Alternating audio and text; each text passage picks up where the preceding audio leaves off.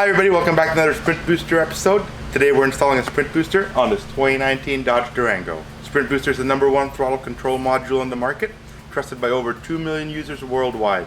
If you want to learn more, head on over to sprintboosterusa.com and check out our wide list of applications and see which Sprint Booster is right for your machine. So the first step in the install is to take your key fob and put it 10 feet away from your car and wait another 10 minutes. That way your CAN bus system can reset. Then we're ready to begin the install. First, you gotta locate your throttle pedal assembly. Above it, you'll see the clip to your harness. Unplug that clip and plug the Sprint Booster in line.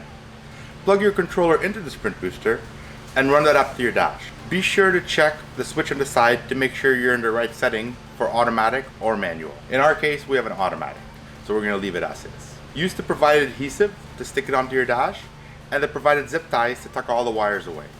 That's it, everybody. Thanks for checking out the Sprint Booster install. Don't forget to like, comment, and subscribe if you enjoyed what you saw. And let us know down in the comments what other machines you'd like to see. Don't forget to head on over to sprintboosterusa.com to learn more about Sprint Booster and what applications work for your machine. And that's it, guys. Have a great day. Bye now.